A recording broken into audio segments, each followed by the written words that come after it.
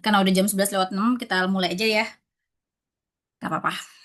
Ya, selamat siang akan teteh sekalian. Kembali lagi di IKFEB Bercerita, ya, yaitu merupakan suatu acara dari IKFEB yang rutin kita lakukan setiap minggunya, setiap bulannya lah, setiap bulannya kita lakukan, di mana kita mendatangkan para alumni yang memang memiliki karir, pengalaman, pekerjaan yang memang bisa di-sharing bersama-sama di acara IKFEB Bercerita ini. Nah, di kesempatan kali ini kita beruntung nih mendapatkan guest dari alumni FEB Unpad angkatan 2005 yang saat ini bekerja di salah satu bank besar di Indonesia. Penasaran nggak sih sebenarnya kerjanya apa? Nah, kebetulan jabatan yang Akang Ade pegang ini cukup jarang nih kita dengar. Aku sendiri jarang denger ya, cukup jarang kita dengar, yaitu sebagai treasury bank ya, ya Kang Ade ya. Ya, Treasury betul. dealer di bank gitu. Treasury dealer di bank, Treasury betul. dealer di bank gitu ya. Nah, ini Kang Ade nih kita mau kulik nih. Sebenarnya udah berapa lama sih di perbankan? Pernah pernah berkarir sebagai apa aja nih di perbankan? Terus kenapa pilih perbankan gitu ya Kang Ade ya? Ya, Nah, untuk mempersingkat waktu, mungkin saya perkenalkan dulu guest pada siang hari ini gitu ya. Kebetulan guest kita saat ini dari FEB Unpad 2005, jurusan manajemen, Kang Ade Putra Akdi Jalsyah, yang saat ini bekerja di Bank Negara Indonesia ya, Dek.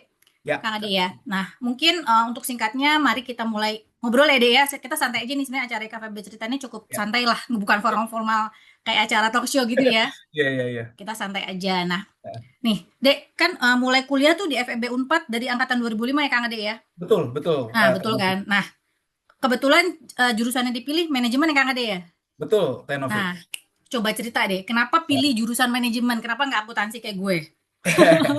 Iya, siap. Oke, terima kasih sebelumnya. eh, Bismillahirrahmanirrahim. Assalamualaikum warahmatullahi wabarakatuh. Terima kasih Tenovi dan panitia ya dari KFB Unpad atas kesempatannya luar biasa. Ini nggak terasa nih udah 20 tahun ternyata kita nih ya. Pas banget apa namanya nggak balik ke kampus ya. Jadi pertama kali kita kuliah itu 2005 tuh udah 20 tahun yang lalu nih, nggak terasa nih pas nih momentumnya. Ya jadi memang tadi kalau kenapa sih ditanya saya milih jurusan manajemen gitu ya. Jadi memang kalau secara overall ya, menurut saya gitu ya, alhamdulillah sih memang kalau untuk kita di Fakultas Ekonomi, baik itu akuntansi, manajemen maupun ESP gitu ya, itu memang basically itu memiliki cakupan yang luas untuk lapangan pekerjaannya. Jadi mungkin kalau kita perhatikan juga ya dulu ya kayak pengalaman kita aja ya pada saat kita lulus dulu kan itu rata-rata alhamdulillah gitu ya baik dari sisi PNS, BUMN maupun sektor swasta gitu ya. Itu kan memang pada umumnya itu membuka formasi ya atau lapangan pekerjaan dari jurusan yang ada di Fakultas Ekonomi gitu ya. Nah, memang kalau spesifik kenapa sih manajemen ya gitu. Memang tentunya pertama kalau dari sisi saya pribadi gitu ya, memang pada saat dulu pas waktu di kelas 3 SMA itu, dulu itu kan saya sukanya ngeband ngeband ngeband aja gitu ya. Jadi waktu itu orang tua pada saat itu ya, jadi wah coba nih dibawa ke psikolog pada saat itu. Jadi memang pada saat itu tuh ada psikolog di daerah di Jakarta tuh daerah Dharma Wangsa ya. Itu memang tujuannya tuh kita tuh dilihat tes minat dan bakat. Jadi kayak tes bakat gitu. Nah, memang pada saat itu sih salah satunya itu hasil dari si tes psikologinya itu mengerucut kepada manajemen dan juga akuntansi pada saat itu pilihan keduanya. Ya, tapi memang pada saat itu sama strategi juga sih, strategi SPMB-nya nih. Pada saat itu jadi mana nih passing grade yang masuk dari beberapa kali kita tes-tes apa tryout dulu ya kalau zaman SMA kan wah ini kayaknya nih jurusannya masuk nih sesuai dengan tes passing grade. Jadi secara umum itu sih Tenovi pertama memang peminatannya karena memang cakupannya luas dari sisi apa namanya lapangan pekerjaan baik dari sisi PNS, BUMN maupun sektor swasta itu memang eh, untuk FEB ini bisa dibilang alhamdulillahnya tuh memang banyak lapangan pekerjaan. Seperti itu sih Novi, Tenovi. Iya, iya. Iya, Kang Ade baru ngeh. Kita kan juga SMA ya. Satu SMP, satu SMA ya, Oh Masya iya Allah. benar-benar. Kita satu SMP, satu SMA. Terus kuliah bareng juga, cuma beda jurusan kali ini. Betul, Berarti waktu itu Kang Ade sempet dibawa orang tua gitu ya? Untuk betul. psikolog dulu nih, untuk Ya, mengetahui kepastian minat dan bakatnya di mana. Menarik juga nih. Karena betul. beberapa orang tuh emang concern kayak gitu tuh. Jangan sampai kuliah nggak sesuai minat anaknya gitu kan. Ya, nanti Dan jadinya ternyata bisa memang stres terbukti atau apa kan di, gitu. di manajemen pas gitu ya Kang Ade ya. Pas, pas. Nah, Alhamdulillah lulus sih. juga kalau nggak salah tepat waktu kan ya? Iya, waktu Gak itu lama-lama lah di ya. bulan Juni ya, jadi 3 tahun 6 bulan atau 3 tahun 8 bulan gitu pada saat itu, alhamdulillah sih. Nah, gue juga inget nih kalau si Kang Ade ini emang suka doyan banget main musik ya. Gitar Iya, ya dia.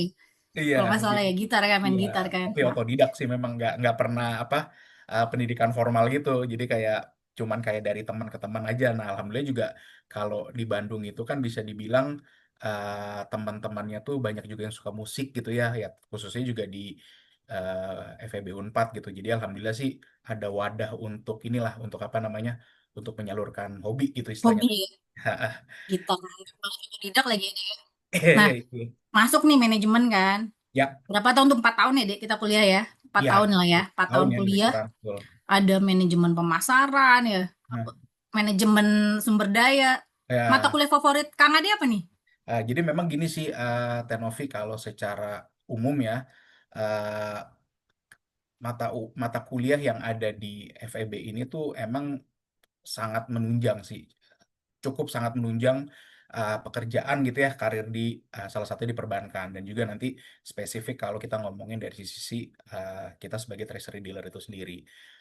Semua mata kuliah khususnya yang di tahun pertama tuh kayak PA Mikro, PA Makro, terus pengakun tuh itu kita jadi paham gitu kan secara umum debit kredit walaupun nanti sebenarnya tuh kalau kita mengikuti program ODP gitu ya kalau manajemen trainee ya gitu istilahnya kayak di bank itu kan beda-beda namanya ya. Kalau di tempat kami kebetulan itu namanya Officer Development Program itu sebenarnya tuh nanti secara overall tuh kita akan lagi dikasih pelatihan sifatnya itu general gitu ya. Nah tapi memang kalau kita sudah ada basic gitu ya pada saat kita dulu di FEB. Nah, itu kita nyambung tuh, oh mana sih debit, mana sih kredit gitu ya. Itu tuh bisa apa menjadikan basic knowledge buat kita. Tapi kalau spesifik nih ngomongin pertanyaan tadi Tenovi, mana sih mata kuliah favorit? Nah, ini saya nggak akan pernah lupa nih mata kuliah ini. Jadi dulu saya kebetulan di tahun ketiga ya kalau nggak salah ya itu ada namanya seminar manajemen strategik tuh. Nah itu kuliahnya di hari Sabtu jam 7 pagi gitu kan kebayang nggak tuh? Kita kan kebetulan dulu Sabtu tuh masuk ya. Nah itu mata kuliah yang favorit tuh. Jadi namanya si seminar manajemen strategik. Kebetulan yang memberikan kuliah itu alumni. Jadi istilahnya beliau itu yang berkarir di BUMN juga, Dr. Setianto Pesantosa. Jadi itu kalau kuliah mata kuliah itu di hari Jumat gitu ya, di hari Sabtu, mohon maaf. Jadi di hari Sabtu pagi itu biarpun hari Sabtu pagi itu semangat kita nggak pernah ngantuk karena beliau itu memberikan dua sisi. Jadi baik dari sisi yang eh, secara pengetahuan di pelajarannya gitu ya, tapi di satu sisi juga beliau banyak memberikan wawasan dari sisi pengalaman-pengalaman beliau selama berkarir di eh, BUMN. Seperti itu Tenovi. Jadi kalau bisa dibilang spesifik kayak itu tadi si seminar manajemen strategik tuh favorit tuh. Masih ingat sampai sekarang. Jangan-jangan tesisnya juga terkait itu tuh, Kang Ade. Mijik. Iya iya. Jadi kalau dulu tuh kebetulan ini kayak sukarela gitu. Siapa yang mau jadi ketua kelas? Waktu saya mengajukan tuh. Jadi alhamdulillah waktu itu Waduh, jadi ketua saking kelas tuh. favoritnya tuh ya. Yes. Jadi wah. Jadi kalau misalnya kayak itu seringnya komunikasi sama beliau. Bahkan waktu itu pas di semester berapa itu ya kita tuh sempat kayak manajemen angkatan kita itu kayak semacam ada company visit ya. Nah beliau Hmm. kebetulan pada saat itu kan setelah selesai menjadi Biro Telkom di tahun 95, beliau itu pada saat zaman-zaman kita kuliah itu adalah sebagai komisaris Indosat waktu itu. Nah, jadi Oh, oke. jadi pada saat itu kita sampai tuh nyewa bus gitu ya, seangkatan gitu, company visit ke Indosat gitu. Ya itu sih Hmm. alhamdulillah. Jadi banyak memberikan wawasan sih pengalaman-pengalaman beliau pada saat berkarir. Itu kan petnya mirip-mirip kita lah ya di FEB ini kan. Beliau juga kebetulan angkatan 65 kalau nggak salah, FEB 65 tuh beliau. Oh, iya, iya, iya. Terus, Dek, penasaran Yes. nih. Kan tadi kita dari tadi ngomongin kuliah. Tapi lo sendiri sering nongkrong gak sih kalau di kampus? Kalau dulu kan terkenalnya R-an ya. Iya, iya, iya, iya. Iya banget banget. Jadi Banget ya. ya masih itu. Jadi memang kalau dulu itu kan kalau di manajemen itu kan kebetulan tuh secara garis besar itu ada apa namanya ada 4 ya, ada 4 kelas tuh. Karena kan kita kan dulu dari B1C 05001 sampai B1C 05094 194. Jadi kalau dibagi 4 itu rata-rata 40 kelas tuh ada sekitar 4 kelasan. Nah itu Oh, jadi berarti kadang total angkatan lo tuh 194. 194 lebih kurang. 194, oke. Nah, jadi ya itulah memang kalau pas waktu ya selesai kuliah biasalah ya makan gitu kan, jajan-jajan, kuliner Bandung dan juga dulu tuh pernah ini kita ngeband tuh dulu. Bahkan waktu itu Hmm. kita sempat ikut lomba Olimpiade Ekonomi. Dulu gabungan juga tuh Us. sama jadi dari sisi kita itu manajemen itu dulu kita pernah gabung sama akuntansi tuh. Nah Sama gitu. sih. Ya, ya waktu itu pernah. Kayak ini bukan sih. Betul. Nah waktu itu alhamdulillah sih waktu itu pernah tuh dapat juara dua tuh kebetulan waktu Itu pas tahun ikut berapa tuh, Dek? lomba. Tahun berapa Itu tuh Kang Ade tuh? 2006 apa 2007 ya? 2000 Lombanya di Bandung. di di kampus kita. Jadi Oh, di dulu ada kampus kita. banyak olimpiade ekonomi gitu ya. Yang ngadain kita, bukan? Yang ngadain dari FEB betul Oh, dari dari FEB FFB. waktu itu. Oke, Nah, oke. dulu gabung sama jadi dulu dari apa dari manajemen itu saya main gitar terus ada drumnya jadi itu si Tikal ya si Ekal ya terus habis itu sama si Bun Bun itu akuntansi Oh, juga Bun Bun. bertiga Mm-mm. sama Acin ya gitar waktu itu ya jadi waktu itu sempat itulah jadi nambah nambah temen juga gitu kan Mm-mm, mm-mm. nah gitu sih sebenarnya seru-seru hehehe. Banyak teman kuliah doang selama di Unpad kemarin tuh ya, Iya zaman kita kuliah alhamdulillah ya. iya. Bahkan lo ikut Olimpiade Ekonomi gitu ya, Kang Ade ya? Iya, Olimpiade Ekonomi yang band itu, Oh, lomba yang band. band. Oke, Ya, oke. dia Gue kan pikir dia lo kan lomba macam-macam tuh, magicnya. ada futsal kalau nggak salah waktu itu ya, Iya, iya, ada iya, iya, iya. basket gitu ya kalau nggak salah. Nah, kita ikutan lomba yang Olimpiade Ekonomi Lomba itu yang ngeband, tapi gabung ngebandnya. sama akuntansi jurusan Ya, lain. jadi kan boleh tuh personil Oke. selama dia apa mahasiswa FEB boleh gabung tuh lintas angkatan atau lintas jurusan. Nah, kebetulan kami Oke. waktu itu di 2005 itu kita gabung tuh sama manajemen dan akuntansi untuk ikut lomba band itu pada saat itu Tenovi seperti itu. Oke, Kang Ade. Berarti kan Kang Ade kuliah 4 tahun nih ya, kurang lebih 4 tahun lah. Kita Ya, kuliah di Pati Ukur gitu ya, ya di ngambil Patikur jurusan 95. manajemen. Kalau boleh tahu jurusannya ngambil apa lagi nih, Kang Ade penjurusannya? Manajemen pemasaran, SDM atau apa? Pemasaran waktu itu. Pemasaran. Betul, Oh, pengambil pemasaran. betul, Saat itu dulu dulu kita juga dapat kan ya, akuntansi itu kan milih ya manajemen pemasaran. betul. Lupa nama gurunya siapa tuh ya? Heeh, Aduh, lupa nama gurunya, nama heeh, dosennya. Kalau heeh. lo dapetnya siapa, Kang Ade? Waktu itu yang inget kalau pembimbing ininya. Jadi dulu itu kan kalau kita itu ada pembimbing skripsi ya. Hmm. Kan saya dulu pembimbing skripsinya itu Bu Media Hasan sama Pak Adi Prapaska. Tapi Nah, saya ingat itu waktu itu kajurnya itu adalah Ibu Prof. Popi Rufaidah gitu tuh. Nah itu waktu itu memang sih beliau itu kan ini ya apa maunya itu tuh kita pada saat itu tuh mendapatkan variabel-variabel baru lah. Jadi kalau bisa kayak cari-cari jurnal dan juga referensi yang bisa dibilang baru gitu kan. Jadi waktu itu memang pas membuat si tesis ini si apa namanya si skripsi ini ya kita waktu itu memang di emphasize ya di encourage ya gitu ya, untuk mencari jurnal-jurnal yang sifatnya itu variabel baru. Jadi memang bisa dibilang tuh alhamdulillah mungkin pada saat itu variabel itu tuh yang bisa dibilang variabel baru lah pada saat itu. Jadi memang cukup visioner pada saat itu beliau. Gitu sih Tenovi. oke, oke. Nah, berarti kan tesis sorry, skripsi kan kita Ya, nyusun kurang lebih setahun itu Kang Ade ya. ya Setahun betul. lah ya, setahun kita nyusun, kita lulus. Nah, pas lulus itu langsung kerja atau gimana tuh Kang Ade? Nah, jadi memang betul waktu itu kan lulus periode wisudanya tuh masih menunggu tuh. Jadi karena Hmm, hmm, hmm, waktu itu lulus tuh sekitar bulan Juni kalau nggak salah antara April atau Juni ya. hmm, Nah, hmm, wisuda berikutnya itu masih ada di bulan Agustus gitu. Nah, jadi pada saat hmm. itu ya memang lebih apa santai-santai gitu maksudnya kayak menikmati masa-masa lulus itulah pada saat itu teh. Nggak ada Nah, beban ya, nggak ada beban. betul ya pada saat itu ya udahlah nih coba rilis dulu gitu ya maksudnya kan udah kayak 3,5 tahun lebih gitu kan pada saat itu kuliah udahlah nanti untuk yang apa fase berikutnya kan berarti kan mencari kerja gitu ya nah itu sambil Hmm, tunggu dari sisi wisuda dulu tuh jadi wisuda hmm. dari Agustus di 2009 gitu ya nah terus baru nyari-nyari waktu itu kan akhirnya dapatnya itu di sekitar official itu Mei 2010 berapa bulan setelah itu gitu lebih kurang. Oke. Itu langsung ke perbankan atau langsung bank sekarang? Betul, langsung teh. Jadi memang Oh, pada dasarnya sih kalau saya pribadi ya pada saat itu memang tuh masih agak ini nih konservatif gitu ya. hmm, Jadi hmm. pengennya itu ini pengennya lulus itu ke PNS atau BUMN gitu kan pada saat itu. Jadi memang waktu itu Hmm. kebetulan daftarnya tuh memang hanya di eh, BUMN dan PNS gitu pada saat itu. Tapi dari awal emang targetnya pengen ke perbankan Kang Ade. Iya, jadi either Oh, itu PNS atau BUMN mana yang sektornya relevan lah dengan pekerjaan, manajemen, dengan dengan dengan jurusan. dengan jurusan kita lah, dengan apa, Hmm, dengan kuliah kita gitu kan ya. Pada hmm. saat itu dapatlah alhamdulillah ya rezeki pertamanya di sini gitu ya di BNI ya. Ya jadinya ya udah memang kita jalanin gitu.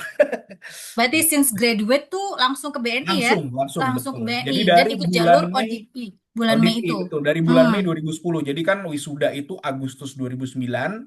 Ya, Hah? terus kan proses-proses gitu ya. Nah, uniknya itu pada saat itu tuh memang bisa dibilang ya mungkin juga kalau kita era-era pada saat itu yang kita lulus ya, itu bisa dibilang tuh memang yang banyak buka lapangan pekerjaan itu salah satu perbankan gitu. Hmm. Jadi kalau Tenovi ingat tuh di setiap job fair ya dulu istilahnya ya, Betul. itu banyak, waduh bank-bank tuh pasti buka gitu kan, apa Mandiri, BNI, BRI gitu kan ya, namanya ODP, ada PPS kalau di BRI gitu kan. Nah pada saat itu kebetulan ini dapat yang alhamdulillah gitu ya, dapatnya itu pas waktu di job fair salah satu kampus juga gitu.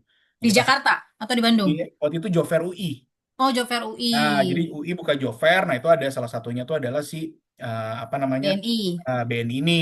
Udah pada saat itu ikutan ODP, prosesnya kan biasanya dari awal sampai terakhir itu 7 tahap ya lebih kurang ya prosesnya.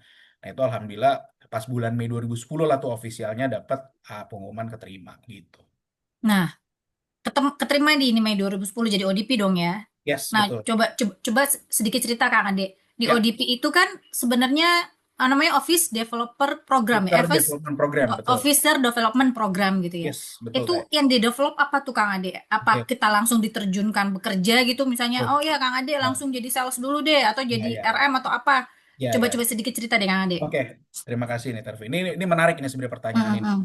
Jadi memang kan kalau untuk di apa namanya, kalau untuk di perbankan itu memang setiap bank itu tentunya kan mereka tuh memiliki programnya masing-masing gitu ya. Betul. Tapi memang ini menarik nih, ini relevan juga nih dengan salah satunya dengan alumni IKFEB juga nih. Jadi kalau kita Mm, ingat dulu mm. ada almarhum Pak Ruby Johan ya, itu beliau Robi tuh Johan. adalah angkatan FEB 60 kalau nggak salah tuh beliau. Beliau itu adalah salah satu orang Indonesia pertama tuh yang ikut ME Citibank. Nah, Oh, jadi tuh pada saat itu kayak semacam MT-nya Citibank lah. Akhirnya tuh beliau pas sudah selesai dari situ, beliau melakukan implementasi ya dari sisi yang didapat dari Citi itu. Waktu itu kalau nggak salah tuh beliau tuh bikinnya itu di Niaga, beliau itu. Sampai terakhir itu kan beliau kan menjadi di root-nya Garuda, di root pertama Bank Mandiri juga ya waktu itu ya pada saat itu beliau ya. Nah, jadi sepertinya salah satunya kami di Himbara ini banyak mengadop program itu. Makanya kalau di tempat kami nih kayak di BNI itu namanya adalah ODP, Officer Development Program. Jadi pada saat di awal kita official diterima dan kita tanda tangan kontrak gitu ya, apa namanya, kita tuh ikut semacam pelatihan kalau secara umum itu namanya general banking. Nah, general banking ini tuh sebenarnya kita masih belum tahu nih kita bakal jadi apa gitu ya. Walaupun secara kebutuhan dapat dipastikan sih kalau perbankan itu most likely itu kebutuhannya itu adalah untuk analis kredit gitu. analis. Kan kalau Oke. basically kan namanya bank ya, jualan jualan uang gitu Mm, ya. iya Jadi betul. pasti kita diarahkannya itu adalah untuk menjadi si macam-macam tuh namanya. Kalau di kami dulu istilahnya relationship officer, relationship RM, relationship RM. manager ataupun AO gitu ya. Ya basically itu apa namanya, pada saat itu kebanyakan yang lapangan pekerja apa formasi yang dibutuhkannya pada saat itu menjadi si analis kredit itu. Nah, terus balik lagi kepada si program ODP-nya sendiri. Jadi dalam 1 tahun itu, kebetulan kalau di tempat kami itu 1 tahun teh. Jadi kita di awal itu mendapat materi yang general, terus nanti itu kita berikutnya dapat materi kredit. Nah, jadi pas waktu kita kelas classical kredit selesai, kita itu akan diterjunkan namanya OJT. Itu di sentra kreditnya. Jadi kan kalau kebetulan tuh sebenarnya beda-beda tiap bank juga. Kalau di kami tuh kebetulan namanya sentra kredit.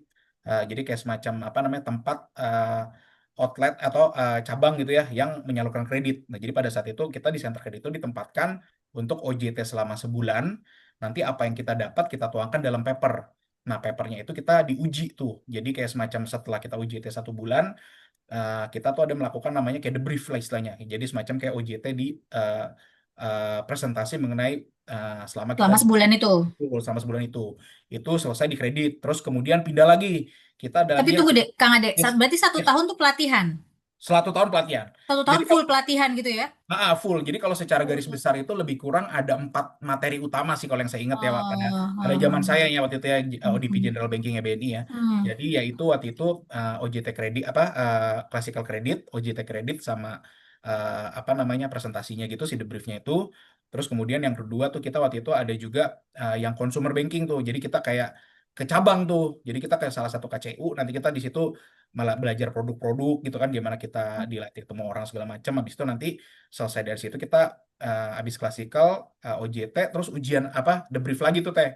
Jadi sampai total 4 kali, termasuk di situ ada materi mengenai si international banking sama treasury. Nah nanti pas sudah selesai bulan ke-9 kalau nggak salah, nanti itu kita baru di 3 bulan terakhir itu kita akan kayak melakukan apa ya, evaluasi lapangan itu di tempat yang potensial kita akan ditempatkan di situ. Itu tuh 3 bulan. Nah 3 bulan di situlah nanti baru pas finalnya kita ada semacam ujian komprehensif. Jadi kayak kita bikin paper, berarti kan artinya tuh di unit yang kita tuh possibility akan ditempatkan di situ selama 3 bulan. Nah itu jadi total setahun sih sampai dapat SK gitu Eh, teh. Nah, ini informasi ini sebenarnya pas banget kalau kita sampaikan juga ke teman-teman yang mau lulus ya sebenarnya Nah ya. Jadi betul. once mereka berpikir menargetkan perbankan, mereka harus Ya, tahu nih ternyata nggak langsung diterjunkan begitu aja yes, gitu ya. betul, Apalagi betul, kalau masuk lewat jalur ODP, khususnya betul, untuk jalur betul, ODP ini ya Kang Ade ya. betul teh, Jadi ketika betul. kita apply, kita keterima, kita Ya, dapat dulu tuh program training setahun penuh bahkan ya, betul, betul, agar dipastikan para calon pekerja ini siap gitu ya betul. dan punya Siap ilmu yang mumpuni gitu lah buat berimplementasi. Betul, buat betul teh. bisnis proses yang ada di perbankan ini Nah, gitu kan. bahkan juga mungkin tambahan sedikit juga teh itu kalau untuk periode-periode setelahnya kalau nggak salah setelah tahun 2015 ya kalau nggak salah itu malah dipercepat teh ada tuh. Jadi dia Hmm, kayak macam lebih crash program lagi tuh. Bahkan ada yang kayak 6 bulan tuh 7 bulan tuh. Jadi dari instead of pelatihan yang sebelumnya setahun ini itu dicepetin jadi 6 bulan atau 7 bulan. Sampai nanti tuh dipaketin gitu ya. yes betul karena dibikin supaya lebih cepat gitu kan. Nanti at the end itu bahkan kayak ada ininya teh, ada graduate-nya gitu.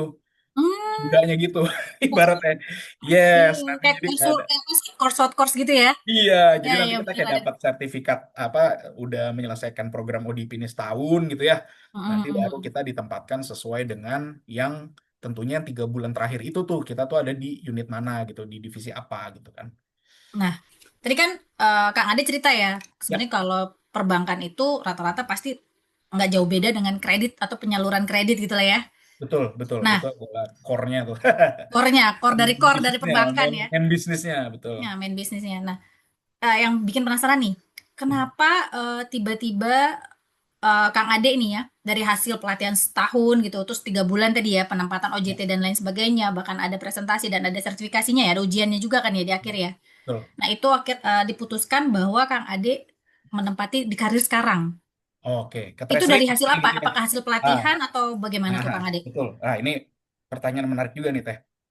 Jadi betul memang setelah kita menjalani semua proses itu yang tadi 4 materi utama tadi ya, Hmm, hmm, hmm. itu pada saat di bulan ke-6 tepatnya pada saat itu. Waktu itu memang kalau secara overall itu kita mungkin berpikirnya wah mungkin ini kita bakal menjadi analis kredit gitu kan. Hmm, Pas di betul. bulan ke-6 pas kita lagi kayak semacam materi pendalaman kredit gitu ya sebelum kita diterjun ke lapangan. Nah, tiba-tiba di beberapa batch ODP itu kan ada sekian puluh batch ya pada saat itu ya. Rata-rata tuh setiap batch itu sekitar 20-an lah muridnya apa pesertanya gitu antara 20 sampai 25. Nah, pada saat itu ternyata divisi treasury di tempat kami ini lagi butuh 25 dealer teh. Hmm. Jadi mereka ya maksudnya itu terkait juga dengan kebutuhan bisnis ya. Jadi pada saat itu mereka pengen memperbesar bisnisnya. Jadi di link roomnya itu yang sebelumnya ada sekian puluh dealer gitu ya, dia perlu kebutuhan sebanyak 25 dealer. Nah, sehingga dari beberapa batch ODP yang pada saat itu ikut, itu kita tiba-tiba gitu ya, kita dipanggil ke assessment center lagi nih untuk diikutkan tes sebagai seorang dealer, treasury dealer. Jadi pada saat itu kayak semacam Oh. ada psikotesnya lagi, terus semacam ada interviewnya lagi gitu ya, interview psikolognya juga ada lagi gitu ya untuk spesifik menjadi si treasury dealer. Nah, kebetulan pada saat itu di kami dari beberapa mungkin pada saat itu sekitar 10 batchan ya apa berapa belas batch gitu ya. Itu dapatlah sekitar 25 orang dealer gitu. Salah satunya saya kebetulan gitu Tel. Oh. Jadi Jadi udah memang tuh. Jadi pada ada saat kebutuhan ya Kang Ade ya? yes, betul. Jadi pada saat kita eh, yang lain itu lanjut di kredit gitu ya. Hmm, hmm, hmm. Terus kebetulan waktu itu kita diinfo ini sama orang ininya. Kalau sekarang bilangnya corporate university ya, jadi kayak orang diklatnya pada saat itu kan. Hmm, Kalau hmm, sekarang hmm. bilangnya korpu tuh ya. Nah, jadi si orang-orang orang apa namanya orang diklat itu bilang wah ternyata yang nama-nama ini disebutkan ini keterima jadi si treasury dealer. Barulah kita shifting tuh. Jadi daripada saat itu kita udah langsung kayak semacam ada pendidikan khusus lagi gitu teh untuk menjadi seorang dealer gitu sih teh. Tuh, menarik. Bahkan untuk menjadi seorang treasury dealer itu ada pendidikan khususnya sendiri gitu ya Kang Ade ya. Betul teh, betul teh. Nah, karena sebenarnya saya sendiri sebenarnya cukup familiar gitu ya dengan perbankan. Tapi Hmm. untuk treasury dealer ini agak-agak jarang denger nih Kang Ade nih. Oke, oke. Sebenarnya tusi Siap. utama treasury dealer tuh apa sih? Oke, oke, siap teh. Jadi betul teh. Tadi kalau ngejawab pertanyaan, oh jadi sebelum kita apa namanya diterjunkan, kita harus ada pelatihan khusus betul. Karena memang basically itu kalau untuk kita, ini kan kita kan kalau secara harfiahnya gitu lah, secara pengertiannya kan ya dealer itu kan orang melakukan transaksi dealing gitu kan, Hmm. dealing di pasar keuangan gitu ya istilahnya Hmm. ya. Eh, dengan Hmm. instrumen tertentu gitu ya. Nah, tentunya sebelum kita terjun ke field atau kita boleh ngedeal gitu istilahnya, kita itu harus punya brevetnya dulu, sertifikasinya dulu. Nah, jadi itu memang secara internalnya itu biasanya si bank ini tuh sudah menggandeng gitu ya lembaga kerjasama. Pada saat itu kami kebetulan dealer angkatan kami itu untuk mendapatkan brevet dealer supaya dia bisa boleh ngedeal gitu ya di depan screen. Itu tuh kita waktu itu kerjasamanya sama LPPI. LPPI Kemang itu tuh yang Lembaga Pendidikan Profesi Perbankan Indonesia. Nah, nanti setelah selesai dari situ pun secara regulasi gitu ya, tentunya dari Bank Indonesia ya maupun OJK gitu ya, pada saat itu si BI ya, itu tuh mewajibkan kita juga mengikuti sertifikasi khusus untuk treasury dealer. Jadi itu yang Hmm. menyatakan bahwa kita ini memang uji kelayakan gitu ya untuk melakukan transaksi di pasar keuangan. Nah gitu. Jadi memang kalau secara itu pertama apa namanya sebelum kita start untuk bertransaksi. Nah terus kalau ditanya fungsi, wah ini apa sih fungsinya secara umum? Jadi memang dapat dipastikan gitu ya Teh kalau di setiap perbankan itu, di setiap bank ya gitu ya tentunya ya, itu pasti memiliki yang namanya si divisi treasury-nya itu sendiri. Jadi pasti karena kan kalau secara fungsi bank itu kan basically kan dia secara harfiah itu menghimpun dana masyarakat gitu ya. Eh, Kemudian dari dana yang dikumpulkan ini disalurkan lagi ke masyarakat yang ke pihak yang membutuhkan gitu kan. Jadi istilahnya kita funding DPK gitu ya dari uang yang kita dapat ini semuanya itu apa dari dana yang kita dapatkan ini kita salurkan ke pihak yang perlu liquidity gitu kan untuk menjalankan usaha contohnya gitu. Nah, tapi kan di satu sisi kan tidak serta-merta misalnya katakanlah kita dapat uang 100, apakah 100-100-nya itu langsung dikasih ke si pihak yang membutuhkan gitu kan istilahnya Hmm. kan. Hmm. Jadi Hmm. tentunya di situ ada beberapa regulasi dan rasio-rasio yang juga kita jaga. Makanya kalau kita istilahnya bilang ya secara umum, kalau dalam bank itu penting juga adalah kaitannya dengan likuiditas atau liquidity. Nah, Hmm. treasury Hmm. lah yang ada di tengah-tengahnya itu. Jadi kita gimana caranya dari uang yang masuk ini kita manage si balance sheet-nya ini untuk pemenuhan rasio-rasio kepada regulator. Terus berapa berapa sih nanti uang yang bisa disalurkan kepada kredit gitu ya. Nah, nanti dari sisi itu fungsi kita kalau seandainya contoh misalnya kita ini sebagai seorang dealer money market. Nah, berarti Hmm. kalau Hmm. seandainya ternyata di eh, dana yang kita punya cash flow-nya si bank ini ada excess liquidity, itu kita bisa melakukan dealing di transaksi pasar uang. Nah, kalau pasar uang itu most likely itu transaksinya dari mulai tenor overnight sampai dengan 1 tahun. Jadi kita bisa melakukannya itu dengan interbank, jadi ke sesama bank gitu ya, ataupun juga dengan regulator. Jadi kalau kita ketahui bersama, salah satu fungsi BI ini kan mereka juga menjalani fungsi moneter ya.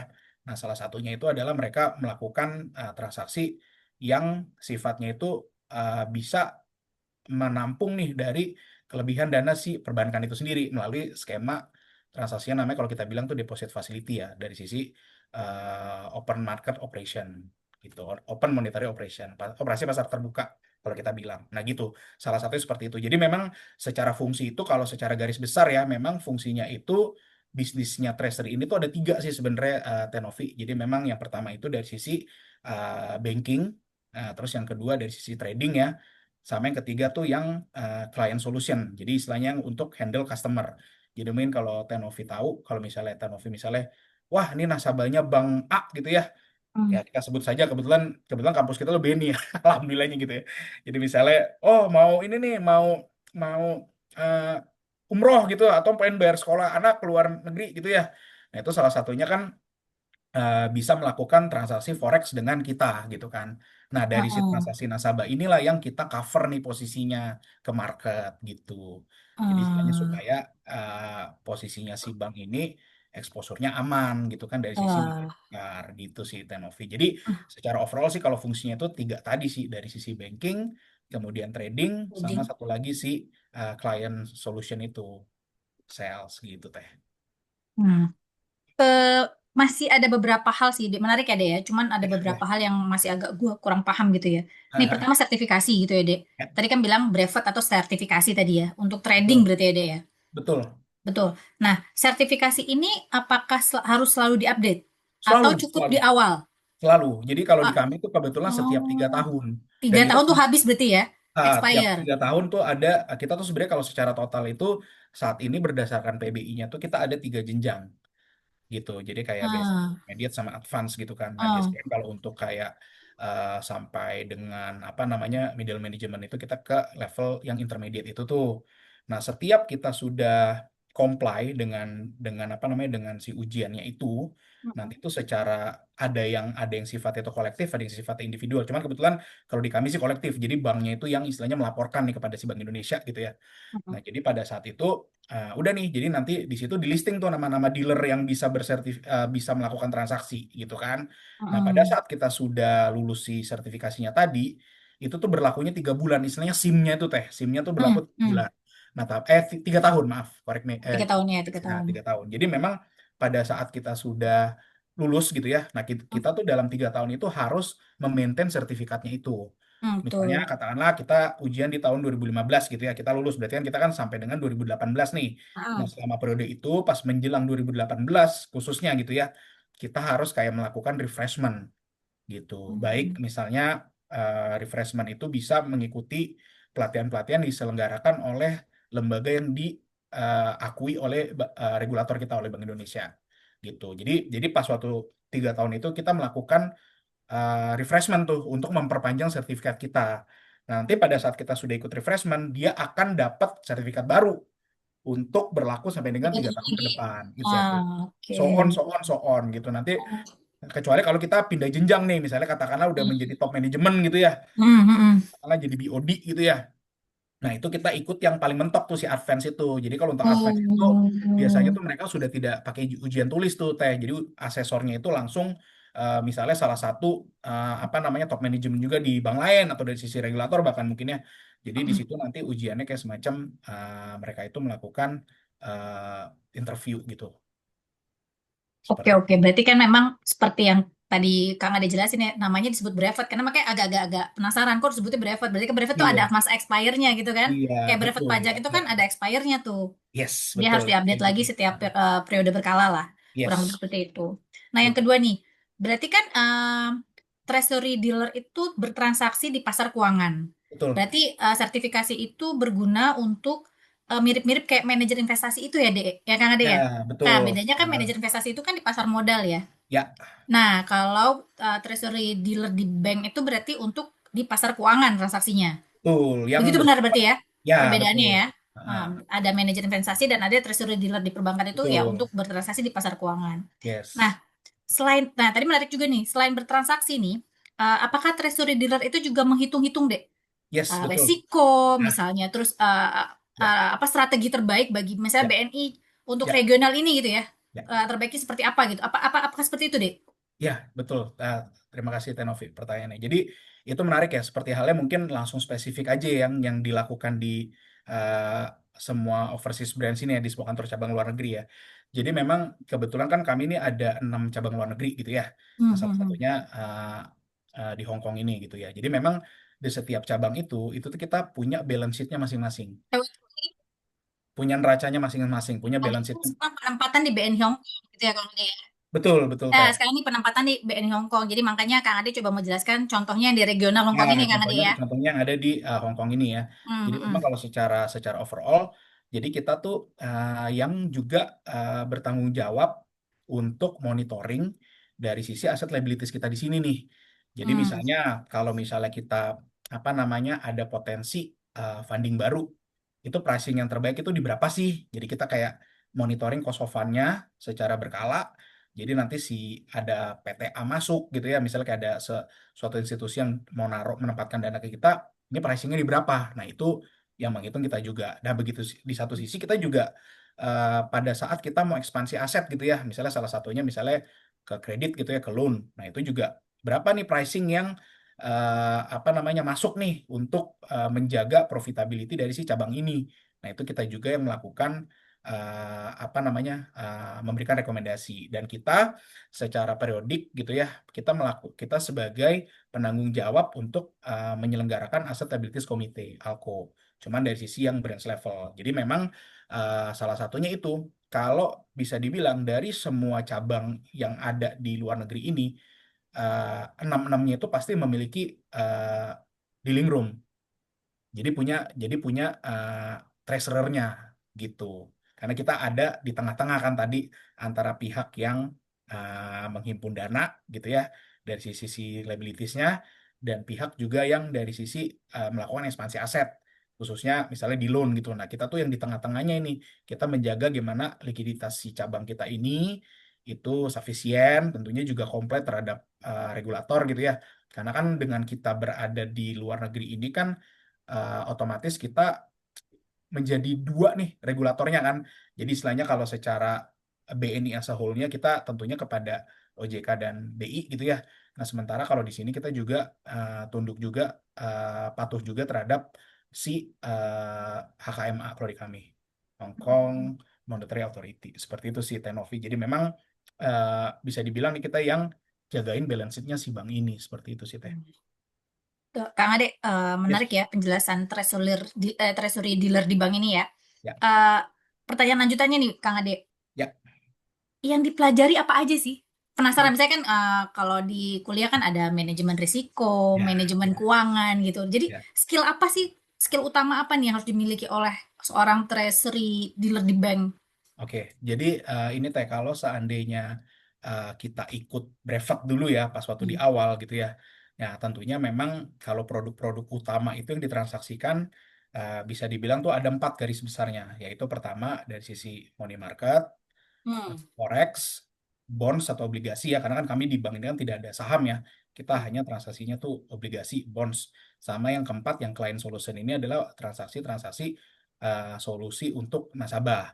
Misalnya yang paling sederhananya itu tadi, untuk Tenovi kalau menjadi nasabah ini mau bertransaksi falas dengan kita gitu kan. Nah, itu salah satunya seperti itu. Tapi memang kalau materi secara keseluruhannya itu memang kita harus mengetahui juga tuh bagaimana sih rasio-rasio atau ketentuan-ketentuan apa sih yang mesti dijaga bagi setiap bank. Mungkin kalau kita istilahkan kayak di Indonesia itu kalau kita dengar istilah mungkin kalau Bapak Ibu Akang Teteh semua tahu itu kayak ada GWM gitu ya, giro wajib minimum gitu kan. Terus kayak ada GWM sekunder, terus terus habis itu dari sisi rasio likuiditasnya apa sih yang mesti dijaga gitu ya. Misalnya kalau kita bilang istilah tuh kalau kita pernah dengar LDR gitu ya. Terus Hmm, hmm, hmm. LDR, terus habis itu NSFR. Nah, itu salah satu memang yang harus kita eh, wajib Pahami ya. pahami sih secara secara secara mekanisme. Cuman perbedaannya kalau secara kantor di head office di kantor pusat itu kan masing-masing tuh ada divisinya sendiri bahkan kan yang take care gitu kan. Jadi unitnya banyak lah, orangnya banyak gitu kan yang apa namanya? Yang gawangin gitu istilahnya ya. Jadi misalnya kalau untuk rasio sendiri kan mungkin di situ ada apa namanya divisi risk management sendiri gitu ya. Nah, Hmm. sementara kalau di kami di sini gitu ya, itu memang kita semua jadi dalam satu fungsi itu baik banking, trading maupun si client solution Client solution kita tadi. kita yang take care sendiri Hmm, gitu di hmm, sini teh. Bedanya di situ. hmm. Jadi memang kalau secara ini secara ilmu yang dipelajarinya tadi basicnya itu tadi sih dari sisi empat produk yang paling paling banyak ditransaksikan garis besar itu tadi money market, forex, bonds sama si client solution tadi. Nah, ditambah juga pentingnya untuk memahami resikonya, regulatornya gitu ya. Dari sisi bagaimana kita manage si liquidity bank ini sendiri, terus bagaimana kita manage cash flow-nya itu sendiri gitu kan. Ya apa namanya bisa dibilang kita jadi bisa melihat aspeknya tuh dari dua sisi gitu teh. Iya, iya, iya. Berarti seorang treasury dealer tuh harus aware ya, Kang Ade ya. inflasi, penetapan suku bunga oleh Bank Indonesia, fluktuasi nilai tukar mata uang tadi apalagi yang money market ya. Ya. Nah, sama kondisi ketidakpastian global nih ya.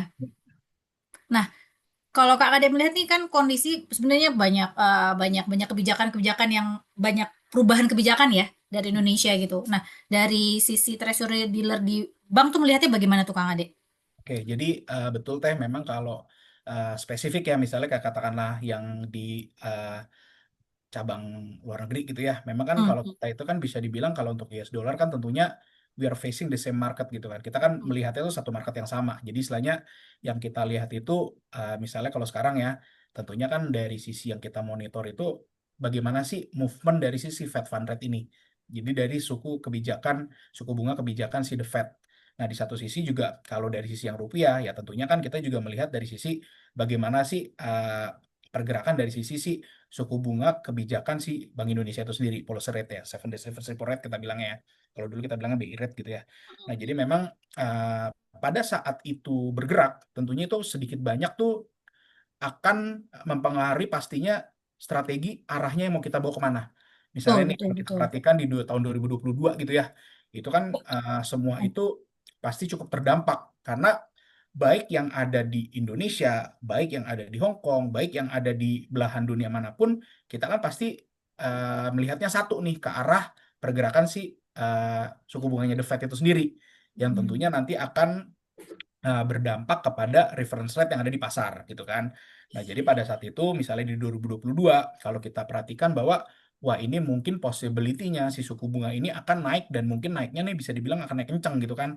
Nah, tentunya apa nih rekomendasi yang kita bisa berikan dan mungkin langsung straight to the point nih portofolio apa nih yang kita manage di situ kan. Jadi pada saat itu ya idealnya kondisi yang kita lakukan kita tidak masuk ke aset yang bersifat suku bunganya itu fix. Karena kan hmm, secara overall tentunya kalau funding yang dilakukan itu kan banyaknya merefer kepada yang floating rate. Jadi pada saat si suku bunga acuannya ini naik, nah di satu sisi ini akan mempengaruhi juga pergerakan cost of fund kita gitu kan.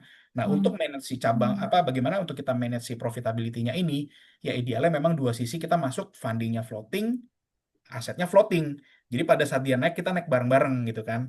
hmm, Nah, hmm, begitu juga pas sekarang. Mungkin kalau sekarang ini kan kecenderungannya bisa dibilang dia sudah peak nih si siapa namanya si Fed ini ya. Bahkan juga kalau kita perhatikan kemarin kalau Akang Teteh Bapak Ibu baca juga ya di media-media itu kan sekarang juga bahkan Bank Indonesia itu udah lebih berani menurunkan duluan cukup. karena dia memang sudah punya view gitu ya.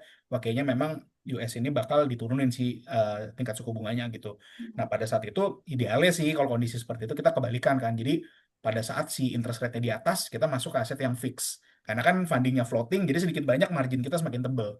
Itu hal-hal yang seperti itu kita lakukan close monitor sih Teh. Jadi misalnya secara periodik kita manage berapa sih si cost of fund-nya bank kita ini, terus juga berapa sih yield dari si cabang kita ini, ya tujuannya at the end kan untuk menjaga profitability si cabang itu sendiri dan mengatasi dari sisi uh, apa namanya resiko-resiko yang terjadi di pasar. Seperti itu sih Tenovi. Menarik banget ya, Dek. Ini kayak dapat kuliah sebenarnya nih tentang bagaimana dealing treasury di pasar keuangan gitu ya. Jadi Iya. kebayang tiap hari tuh Kang Ade itu berarti harus merhatiin pergerakan itu ya Kang Ade ya. Ya. Untuk bikin keputusan, keputusan itu dibikin setiap hari, per minggu, per bulan atau gimana Nah, tuh Kang Ade? jadi memang kan tentunya kan kita kalau secara overall ada yang kita manage harian, ada yang kita manage mingguan, sampai kita manage bulanan. Nah, Hmm, tentunya hmm, hmm, kan hmm. semua itu kan akan terimpact kepada pergerakan dari sisi si profitabilitas kita. Itu kebetulan kalau untuk yang melihat profitabilitasnya itu kita monitor secara harian sih Teh kebetulan gitu. Tapi memang kalau secara overall apa namanya, wah kita mau masuk kemana gitu kan? Nah itu seperti yang kami sampaikan tadi, itu kan kita setiap bulan itu kan kita sebagai penyelenggara juga si Asset Liabilities Committee. Mungkin kalau Bapak Ibu Akang Teteh yang familiar dengan perbankan itu bisa dibilang pasti setiap bank itu menyelenggarakan namanya ALCO Asset Liabilities Committee setiap bulan. Seperti itu Teh. Berarti emang ada beda-beda ya, ada harian, mingguan, bulanan, bahkan tahunan ya yang harus Ya, dirancang sama treasury dealer itu ya. iya. Nah, ini kan Kang Ade itu udah dari tahun 2011 lah ya, kurang lebih Ya, masuk dalam divisi treasury ini ya. ya, Kira-kira kalau boleh turn back time gitu ya, ketika ya. kuliah, mata kuliah apa sih yang kira-kira harus diperkuat gitu ya ketika jadi treasury dealer ini? Ya memang betul teh kalau secara umum sih memang kembali lagi yang kita sempat bahas di awal ya. Alhamdulillahnya sih kalau dari background FEB ini cukup sangat relevan dan menunjang dari sisi apa namanya dari sisi Ilmunya ya. ya profesi sebagai si treasury dealer itu. Hmm. Tapi memang kalau kita ngomongin apa nih yang bisa kita turn back gitu ya. Ya sebenarnya sih ini aja sih idealnya lebih ini aja sih. Lebih apa ya, mainnya dikurangi. Lebih lebih rajin belajar. Itu benar-benar ya. Tapi karena Enggak. ya kembali lagi sih Teh, karena kan basically juga katakanlah nanti kita sudah apa namanya sudah masuk ke mana sudah masuk ke apa namanya dalam suatu program pelatihan itu kan sebenarnya kan bisa dibilang kalau istilah kita ngomong apa kosongkan gelasnya aja ya jadi istilahnya kita apa namanya benar-benar kita tuh sebenarnya di drill lah diberikan bekal lah gitu teh untuk mendapatkan ilmu yang nantinya tentunya akan kita implementasikan di lapangan gitu kan jadi pada saat itu ya kita kalau bisa ya balance juga lah dari sisi apa namanya mainnya sama uh, seriusnya gitu sih Teh. Iya, iya, iya. Yang Teteh, peserta Zoom kalau ada yang mau tanya silahkan di chat aja dulu ya, nanti kita bahas pertanyaannya. Lanjut ya Kang Ade ya. Siap, Nih kan siap. kurang lebih berarti kan udah 14 tahun, 15 tahun ya jadi Betul. treasury dealer nih ya. Ya. Pernah melakukan kesalahan gak sih? Nah, Ya memang pertanyaan jadi menarik kan? betul. Jadi memang ini sih Teh kalau secara apa namanya secara eh, divisi ya itu mungkin juga bisa di apa namanya bisa dicek lah gitu ya ke masing-masing itu ya institusi ya. Memang kalau di Treasury ini tuh salah satu divisi gitu ya atau unit ya pekerjaan yang memiliki budget loss. Gitu. Jadi Eh, misalnya katakanlah kebetulan waktu itu saya tuh pertama ditempatkan itu di Balikpapan ya tahun 2011 ya itu untuk handle klien ya corporate dealer di sana habis itu balik ke Jakarta waktu itu sempat di forex trading. Nah itu di situ memang yang apa namanya lucu tuh lucunya mana tuh? memang ya istilahnya Senin untung segini kadang Selasa segini gitu kan mesti kan up and down lah gitu karena kan memang kita benar-benar selain kita apa namanya support dari sisi bankingnya, tapi kita juga banyak apa namanya di target itu untuk yang proprietary, artinya yang benar-benar kita trading untuk menghasilkan fee base gitu kan kepada si bank itu sendiri. Nah di situ memang apa namanya semakin kita banyak belajar, semakin kita mengenali karakter pergerakan gitu ya dari sisi nilai tukar itu sendiri, ya kita jadi semakin semakin apa nah, semakin harapannya gitu ya, semakin tahan mental gitu ya terhadap apa namanya potensi-potensi yang terjadi dari aktivitas yang kita lakukan. Nih misalnya katakanlah Senin kita profit gitu kan, misalnya Selasa profit, nah pas Rabu loss gitu kan. Jadi kan istilahnya kan nggak selalu apa namanya stabil lah gitu istilahnya kan. Nah, tapi memang kalau kalau kita bisa mengukur resikonya, yang terpenting adalah kita tidak melampaui gitu ya apa yang telah ditetapkan. Karena kembali lagi seperti saya sampaikan sebelumnya, Treasury ini salah satu divisi yang memiliki tuh budget loss lah kita istilah bilang ya. Jadi memang ada ruang kita untuk apa namanya ya sometimes kan nggak selalu profit gitu kan. Gitu sih. Hmm. Tapi kalau boleh tahu loss terjauh kira-kira berapa banyak tuh Kang Ade? Alhamdulillah aman sih masih dalam Aman budget. ya, aman, masih aman, masih Masih dalam masih budget sesuai kan. budget ya. Ya, masih sesuai budget karena memang pasti di setiap bank itu juga basically ada apa namanya ada proses ininya kan, ada apa namanya ada proses monitoringnya. Ya salah satunya itu tadi monitoring si budget loss itu sendiri teh. Hehe. Nah, nah, Kang Ade, sekarang Ya, kan berarti kan udah sekitar 14-15 tahun di Treasury Dealer dan bahkan ya, sekarang penempatan sudah menjadi di Hong Kong gitu ya. iya teh. Eh, Sebenarnya key success faktor apa aja sih yang lo pegang selama ini gitu sehingga bisa mendapatkan karir sampai sejauh ini? Ya, memang ya tentunya ini sih teh. Alhamdulillah ya, maksudnya kalau dari sisi yang sudah dijalani gitu ya selama lebih kurang 14 tahun 15 tahun terakhir ini gitu ya. Ya, yang terpenting itu adalah uh, tetap semangat gitu ya. Terus juga kita tuh harus selalu belajar banyak yang baru gitu ya. Jadi memang kan juga secara karakteristik produknya dan juga dinamika pasarnya itu kan terus berkembang kan gitu kan setiap tahunnya gitu kan. Nah, kita bagaimana juga kita harus agile gitu ya, aware juga gitu terhadap apa yang terjadi di apa namanya di market gitu kan. Ya kayak misalnya tadi yang seperti kita sampaikan tadi, dulu mungkin pada saat low interest rate regime gitu ya, memang kan kita bisa relatif ruangnya itu aman kalau kita pengen masuk ke aset yang tipikalnya fix. Tapi kan kalau dengan kondisi sekarang lagi high interest rate regime dan mungkin pada saat kemarin itu memang Fed itu cukup apa namanya signifikan gitu ya menaikkan suku bunganya ya. Nah itu kita benar-benar harus selalu banyak menggali informasi sih Teh. Dan juga paling penting itu juga kalau di kita ini kan ada unit-unit terkaitnya gitu ya. Nah itu intinya komunikasi itu juga penting sih kita untuk berkomunikasi dengan baik itu pimpinan, manajemen gitu ya, dan juga unit-unit dari sisi yang terkait dengan aktivitas bisnis di kita. Jadi kita memang harus harus keep close monitor komunikasi ya terus ya itu tadi apa namanya ya terus inilah terus apa namanya terus cari informasi, gali informasi, terus belajar seperti itu sih teh yang bisa dirasakan. Iya, kalau jadi treasury dealer ini harus terus berkembang ya, Dek. Harus agile tadi seperti kata Kang Ade tadi ya. Ngikuti Iya, perkembangan saat ini gitu kan. Pemberitaan saat ini, kondisi global saat ini, ya, kondisi lokal saat ini, regional terus harus harus kita pantau terus ya. ya. Dan pasti harus rajin membaca. Ya nggak sih, Dek? Iya, Kayak kayak betul betul. baca-baca berita dan lain sebagainya biar biar Iya, paham, biar tahu kondisi lah ya, biar kita ada pakemnya gitu kan. betul Nah, Dek, teh. sekarang selain karir gitu ya, ini kan berarti di Hong Kong udah dari kapan nih, Dek? Terus Nah, apa sebelum di Hong Kong? Kalau di Hong Kong sekarang kan, kalau boleh, itu kan kita sebutkan jabatan Kang Ade itu kan Head of Treasury Hong Kong Overseas, berarti kan regional Asia Pasifik ya, Dek ya? Atau iya di bagaimana? Hong Kong. Jadi kalau Di Hong kebetulan Kong, oh, oke. betul. Jadi memang kebetulan kalau di kami ini kan ada 6 cabang ya luar negerinya itu ya dari mulai Mhm. Singapura, Hong Kong, Tokyo, London, Seoul, sama New York kita ada. Nah memang setiap cabang ini tuh memiliki karakteristik yang berbeda-beda dan juga cakupannya juga berbeda-beda. Jadi memang kalau di kami kebetulan kalau untuk Hong Kong branch ini kita sudah ada dari tahun 1963. Jadi cukup ya memang seperti kita ketahui bersama ya kalau BNI itu kan bisa dibilang erat kaitannya dengan masa perjuangan negara Indonesia gitu ya. Bahkan dulu kan kita sebelumnya juga di 5 Juli 1946 itu kita bank sentral gitu kan pada saat itu. Jadi memang kalau secara apa namanya scope dan fungsinya uh, bagaimana nih kita juga bisa mendeliver nih presence kita nih dari Indonesian entity ya di Hong Kong ini gitu ya dan juga mungkin notabene salah satu juga financial center ya untuk pusat keuangan di dunia gitu kan.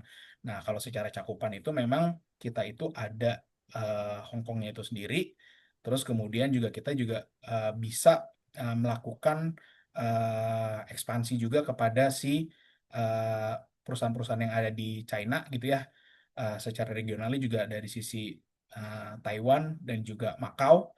Tapi memang kalau secara apa namanya, secara portofolio, tentunya kita utamakan yang Indonesian angle, jadi Indonesian related. Jadi misalnya kalau katakanlah kita mau melakukan pembiayaan ke salah satu perusahaan yang ada di sini, ya kita coba cek dulu nih dalam artian dia ini secara bisnis dengan Indonesianya ini seberapa seberapa impactnya nih. Misalnya ternyata kita ngasih di sini dia di Indonesia tuh sudah punya pabrik, sudah membuka lapangan pekerjaan gitu kan. Ya tentunya yang kita harapkan kan kita juga support baik dari sisi perusahaan itu dan juga kita memberikan benefit kepada bangsa dan negara gitu. Kira-kira segitu sih Tenovi. Suaranya ke-mute teh, punten. Oh iya, sorry, suaranya kemut. Berarti kan di Hong Kong itu kalau di Hong Kong itu job desk-nya seperti itulah kurang lebih ya Kang Ade ya. Iya. Ya. Nah, sebelum ke Hong Kong, kalau boleh cerita pernah kemana aja nih Kang Ade? Penempatan Oke. di mana aja?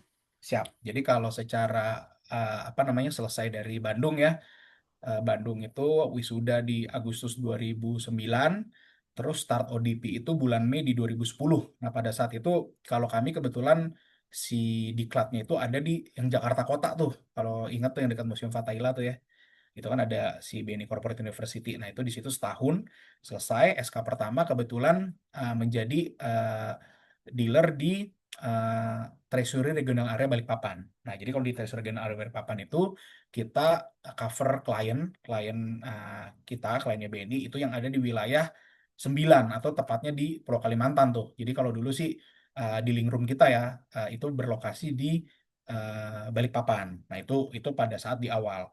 Nah, terus kemudian di 2011 akhir lah ya, sampai dengan 2012 itu ditempatkan di Jakarta langsung di Forex. Habis itu yang lama, yang cukup lama itu adalah pas 2012 pertengahan tuh, itu di money market. Jadi money market itu saya spend hampir 7 tahun teh di situ teh. Ya, sampai apa namanya, sampai berikutnya selesai dari money market 2019 itu ke liquidity, ke banking. Nah, dari banking itu sekitar setahunan apa 2 tahun ya. Habis itu baru ke Semarang teh.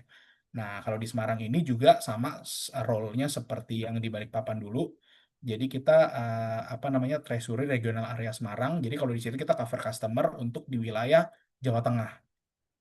Nah, pada saat di tahun kedua gitu ya, memang ada beberapa pendidikan-pendidikan itu yang apa namanya, bisa memberikan kesempatan kita lebih gitu ya untuk ditempatkan di cabang luar negeri. Nah, kebetulan pas waktu di bulan apa ya waktu itu ya, sekitar bulan-bulan November itulah. Nah, sepertinya juga memang selama 14 tahun di Treasury gitu ya, tentunya kan sudah ada semacam talent scout gitu ya istilahnya, kalau kita bilangnya talent pool ya. Nah, nanti pada saat di bulan apa pada saat di tahun ke 14 itu apa saya lupa 2022 ya pada saat itu. Nah, itu tiba-tiba dikontak tuh sama orang human capital. Jadi kayak orang divisi SDM gitu. Mas, gitu ya. Besok interview. Nah, itu saya juga kan awalnya kaget waktu itu eh, diberikan ini nih, diberikan apa kesempatan untuk menjalani interview dengan BOD pada saat itu ya. Habis itu apa namanya, eh, ngelakuin interview tuh. Nah, selesai interview, nah kan kita kan eh, kayak biasa aja nih, kerja kayak biasa aja ya. Nah, baru pas puncaknya itu pas di sebulan setelahnya lah. Jadi pas kita sedang beraktivitas normal, BAU, bekerja normal ya, bisnis as usual gitu ya di Semarang gitu ya, tiba-tiba di kontak sama divisi terkait gitu ya. Mas, tanggal 1 Desember sudah di Hong Kong lah. Kita kan bingung ya. Jadi kayak cuman ada waktu seminggu. Wah, kita maksudnya kayak kami tuh kayak apa, maksudnya kayak barang-barang apa semua masih di Semarang gitu kan istilahnya. Tapi waktu itu diminta untuk tanggal 1 Desember 2022 itu sudah start onboard di Hong Kong gitu. Ya udah, akhirnya ya alhamdulillah kita jalanin prosesnya. Terus juga apa namanya, sambil dokumen juga berproses ya, akhirnya start dari officialnya sih, visa kerjanya itu keluar di Februari 2023 gitu teh. Jadi memang ya prosesnya mengalir dengan sendirinya gitu teh. Memang ya, tapi clue-nya satu, memang kalau kita di treasury itu seperti yang kita berapa kali sampaikan tadi ya, itu memang tentunya kebutuhan untuk treasury dealer ini tuh pasti akan ada kesempatan untuk ditempatkan di cabang luar negeri gitu. Karena kan Hmm. kembali lagi, dari 6 cabang itu kan pasti masing-masing memiliki balance sheet-nya masing-masing ya. Jadi tentunya Mm-mm. mereka perlu treasurer di masing-masing cabang itu. Gitu sih Teh. Jadi memang prosesnya mengalir aja sih Teh, sampai tiba-tiba di interview direksi, terus tiba-tiba langsung diminta on board di bulan berikutnya. Seperti itu Teh. Eh, menarik ya. Kang Ade ini berarti cukup perpindahannya cukup itu ya, mobile ya. Balik Cukup Papan, mobile, balik ke bener-bener. Jakarta gitu ya. Iya, Balik terus ke Semarang, Semarang, terus tiba-tiba ke Hong Kong gitu ya. Hongkong, betul Teh. Dengan keluarga gimana nih Kang Ade, LDM atau diboyong semua nih? Iya, iya. Jadi ya kalau uh, sedikit cerita nih ya mengenai hal yang agak personal gitu istilahnya. Jadi memang Hmm. dulu kan kebetulan pas waktu berkeluarga itu agak lama dulu dapat babynya gitu kan. Jadi Hmm. akhirnya pada saat itu istri juga kerja gitu ya. Akhirnya setelah 5 tahun istri itu oke lah, kalau gitu ikut aja gitu, istri nggak apa namanya, nggak bekerja lagi gitu kan. Akhirnya begitu pas berikutnya setelah itu ikut terus tuh. Jadi sebenarnya kunci utamanya sih insya Allah ya, asalkan bersama keluarga gitu ya istilahnya Iya. Teh ya. Jadi bukan di mana tapi justru dengan siapanya, asik. Iya. Jadi istilahnya kalaupun memang kita kayak di Semarang, di Jakarta ataupun dimanapun itu, selama kita dengan keluarga tuh ya insya Allah sih ya happy dan nyaman sih Teh kita jalanin. Yang Itu sih penting kumpul bersihnya. betul betul. Jadi ya bareng-bareng sama apa namanya, sama keluarga gitu lah teh. Berarti Kayak dari gitu. yang Semarang terus ke Hong Kong selalu boyong keluarga ya Kang Ade ya? Iya, baru Ya. boyong. Tapi memang yang pas waktu perpindahan ke Hong Kong itu karena memang sifatnya apa namanya waktu itu agak cepat gitu ya, diminta untuk cepat.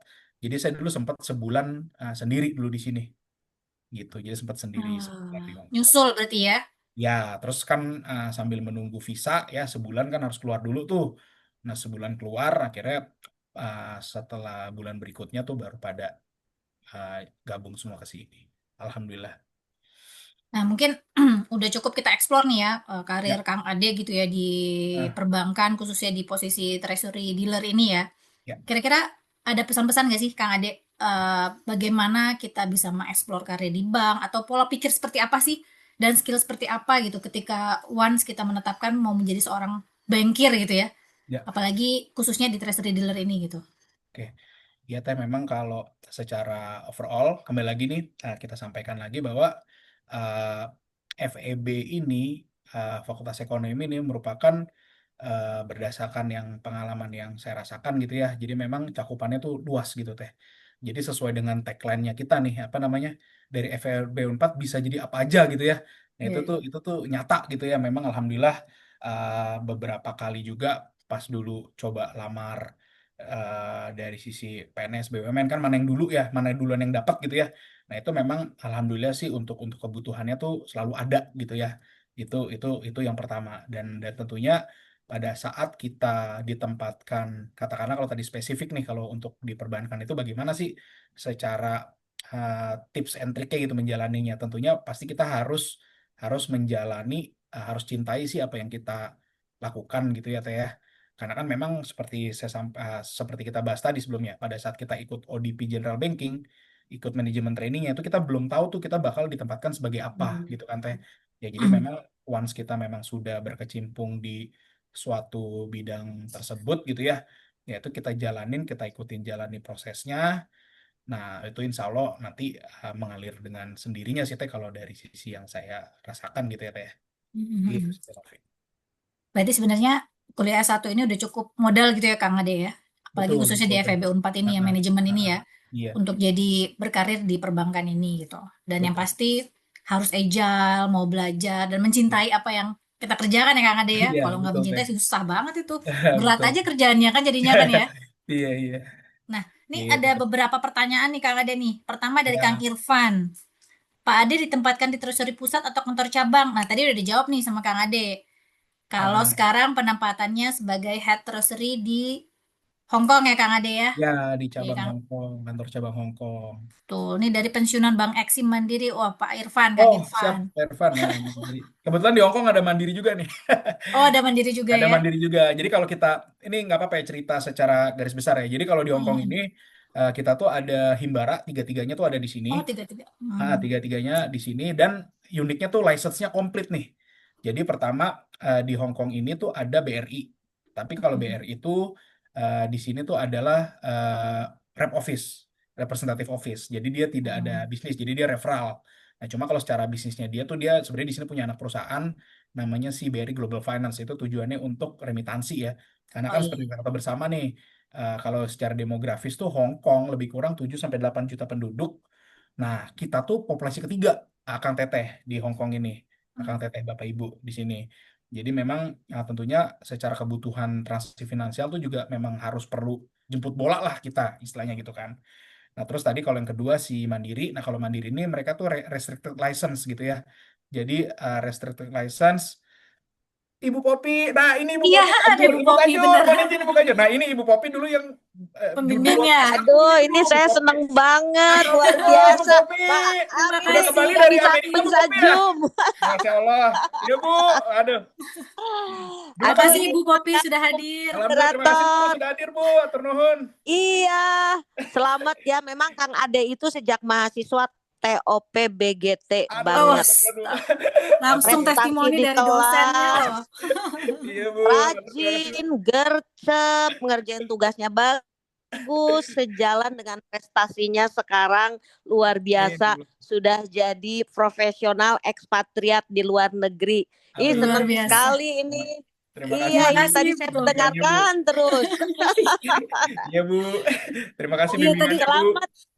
Iya, Iya, makasih. ini harusnya nanti diundang IKFEB, ngundangnya langsung ke Jatinangor aja. Hadir ke kelas-kelas ya. sharing ya Siap Bu nggak? Popi ya, langsung ya. Iya, Pasti mahasiswa terbuka nih pemikirannya. Iya. pasti pasti. Betul. Oke. Amin, Bu. Insya Allah, Bu. Jatinangor sekarang mah Kang Ade dulu kita kuliahnya di Pati DU Ukur. 35, betul, Bu. Iya, dulu tahun berapa ya Ade ya? 2005, Bu, waktu pas Ibu Kajur dulu, Bu. Oh, makanya dulu tadi juga cerita sama Tenovi waktu pas Iya dulu betul. Oh iya Ibu iya maunya iya. Oh, variabelnya yang oh. baru, makanya dulu kayak apa dulu Iya waktu corporate social performance sampai pas itu waktu jurnalnya saya belum ada. kajur ya. Oh, masih inget itu waktu itu. Ah, Alhamdulillah, Bu. masih ingat ya. Tuh Kang Ade Iya nanti iya. ditunggu Iya, undangannya aduh berarti terima Bu ya Bu. Baik, insya Allah, Bu, insya Allah. Hehehe. Iya iya. Terima kasih Senang Bu tuh jadi Popi. cerita pengalaman dari luar Betul. negeri ya macam-macam. Mudah-mudahan bisa menginspirasi gimana caranya persiapan apa yang harus disiapkan Baik, agar Bu. menjadi seperti Kang Ade sekarang ini gitu ya, Luar bahasa biasa. Inggris atau apalagi Betul. Ya, EQ-nya baik, ya Bu. itu mungkin yang harus ceritakan Kang Ade. Siap, Bu. Insya Allah, Bu. Terima kasih, Bu, Terima bimbingannya kasih dulu, Bu Bu. Popi. Ya, Bu. Ya ya. Iya iya lanjut lanjut. Saya Siap, siap. mendengarkan nih dari tadi Ya, senang. Iya, terima iya, kasih, Bu. siap Bu. Terima kasih, Bu. Tuh Nah, sampai didatengin dosennya Kang Ade waduh, luar ini biasa masih ingat kan. juga tuh waktu pas dulu tahun 2008 2009 ya, waktu bikin skripsi dulu. Hampir Kajur 20 tahun ya. yang lalu kan ya. Iya, Iya Bu Popi betul masih dulu inget banget. skripsinya siapa ya Ade ya? Kenapa, Bu? Izin, Bu. Kang Ade skripsinya sama siapa dulu? Dulu Pak Bu Medi Hasan sama Pak Adi Prapaska pembimbingnya. Kalau apa Oh namanya? iya Kalau iya kalau Ibu iya iya. kajurnya dulu, izin, Bu. Ah, Iya. ah. PD satunya dulu Bu Armida ya, Iya. Profesor Armida. Udah Warmida iya. S2 belum? Nah, Bu, jadi Iya, nah, iya. Iya izin, iya. Bu, kemarin kan kebetulan Oh pas iya. pandemi ditempatkan di Semarang, Bu. Jadi pas waktu kemarin akhirnya ngambil Iya. pas di Semarang, Bu. Terus Ngambil MM-nya di Undip, Bu. Mohon izin, Bu. oh di Padahal apa kalau di Treasury MM Bandung waktu itu Undip. bisa ngambil di Bandung, Bu ya. Ambil MM berarti Ya Kang Ade nggak ya. apa-apa. Jadi apa suasana belajar yang berbeda ya. Iya, Ah, Bu. ah. Nuhun. Iya. Amat lah ini. Iya iya iya. Siap, Bu. Makasih Bu Popi. Ayo Nah, dilanjutkan.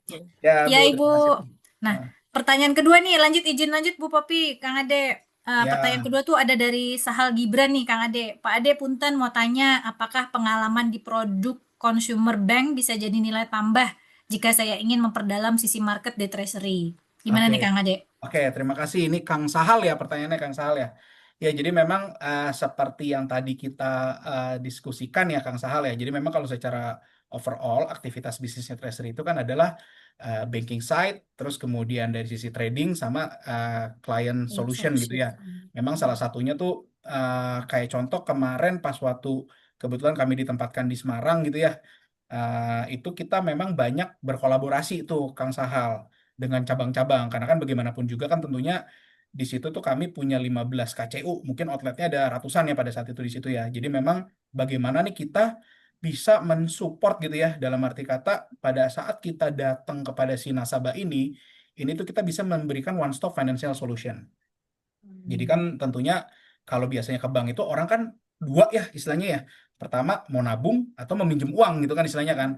Nah kalau dari sisi untuk yang korporasi yang ada di wilayah Semarang itu kemarin yang kami lakukan, itu kan pasti produk utamanya itu adalah mereka adalah pembiayaan loan dari kami gitu ya.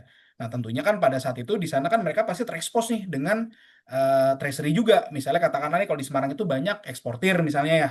Jadi mereka secara umum itu juga kebetulan pas waktu S2 kemarin jadi tesis saya juga tuh. Jadi memang secara umum si nasabah itu menjual produknya ke luar negeri gitu ya. Nah, jadi menjual produknya ke luar negeri untuk kemudian uangnya itu kan secara kebutuhan di Indonesianya tuh adalah rupiah gitu kan. Nah, itulah di situ fungsi kami untuk mensupport atau memberikan solusi kepada si nasabah. Bagaimana caranya sih kalau si nasabah ini bisa kita berikan di link kurs terbaik gitu ya. Jadi supaya tentunya bisa meningkatkan value dari sisi bisnis yang dilakukan oleh si perusahaan itu. Itu salah satunya seperti itu. Dan juga mungkin produk-produk yang sifatnya itu kita bisa berikan solusi, sumpama misalnya ada perusahaan yang aktivitasnya itu masih belum digunakan dalam waktu dekat uangnya gitu ya. Nah, kita tuh juga punya produk seperti halnya kalau umumnya di perbankan itu ada namanya money market account atau deposit on call gitu ya.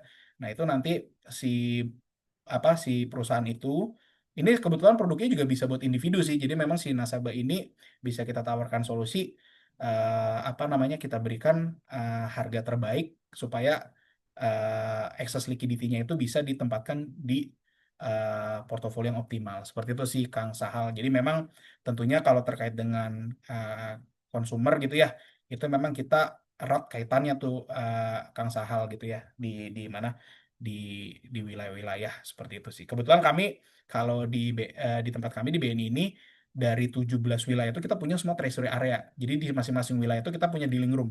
Jadi kita pasti ada dealernya gitu di setiap wilayah gitu. Seperti itu sih Kang Sahal. Semoga menjawab ya Kang ya. Berarti pengalaman di produk consumer bank pun bisa membantu treasury juga ya Ya, untuk jadi memang pengalaman apa pengalaman tersebut ya, gimana kita kita tuh biasa kadang malah jadi kalau handle ya. ada yang potensi nasabah baru gitu ya. Di sana kan juga lagi berkembang ya pada saat itu kalau kita ingat ada KIK ya kawasan industri Kendal gitu kan. Terus KITB ya kawasan industri terpadu Batang gitu kan. Itu kan banyak beberapa perusahaan-perusahaan tuh yang mau masuk ya. Dan itu juga ternyata pas kita lihat ke sana tuh wah luar biasa ini. Kita nggak menyangka gitu.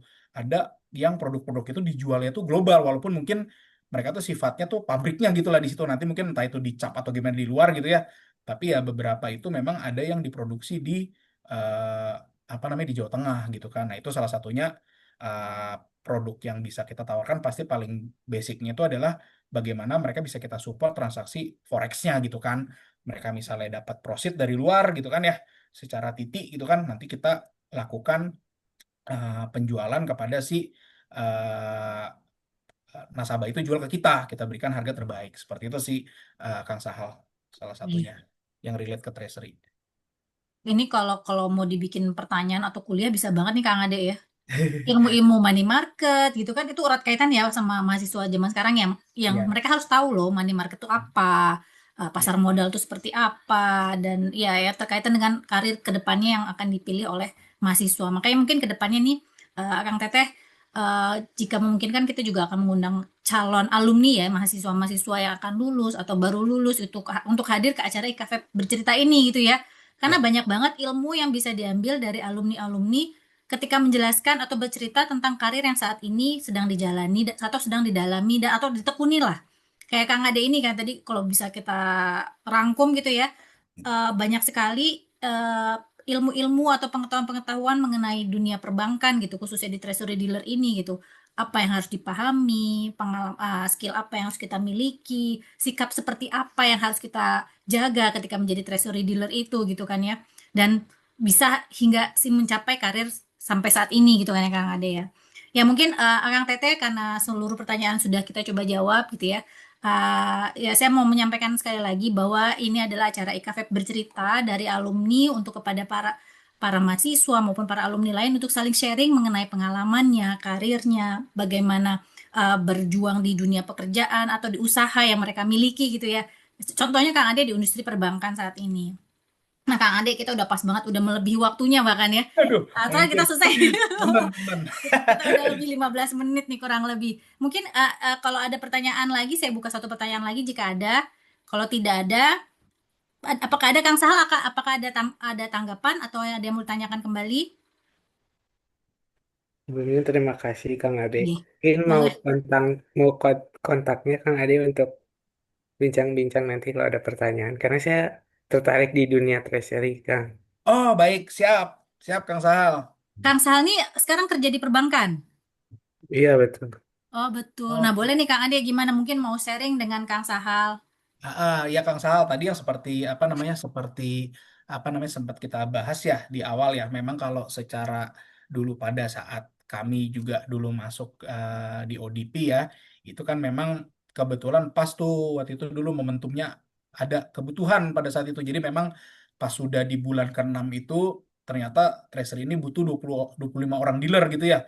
Untuk kemudian salah satunya alhamdulillah kami diberikan kesempatan untuk mengikuti tesnya dan alhamdulillah eligible gitu ya untuk menjadi seorang treasury dealer. Nah, mungkin kalau dari sisi kami gitu Kang Sal mungkin boleh di apa namanya boleh dicek gitu ya Kang Sal ya kalau di tempatnya Kang Sal ini apakah memang dari sisi pastikan di setiap bank itu seperti yang kita sampaikan di depan ya ada divisi treasury-nya gitu ya masing-masing bank ya.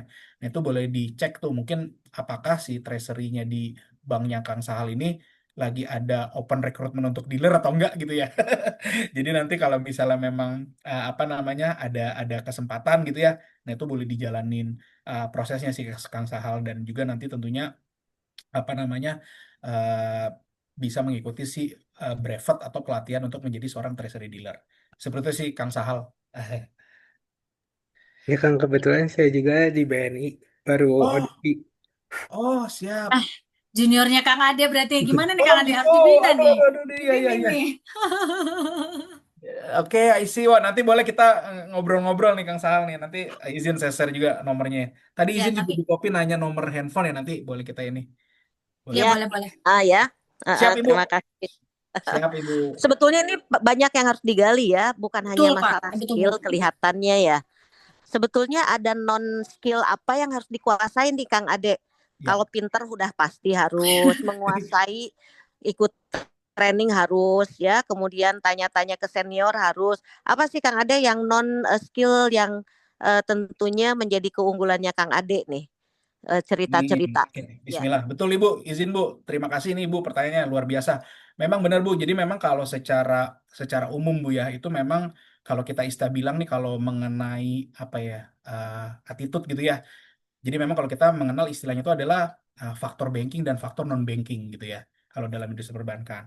Nah, salah satunya kalau di tempat kami gitu ya di treasury-nya BNI ini sebenarnya bukan hanya faktor banking side saja gitu ya, tapi si non banking ini juga kita sangat penting untuk kita apa namanya maintain gitu Bu ya. Bagaimana caranya kita misalnya bersikap gitu ya, terus berkomunikasi gitu kan ya.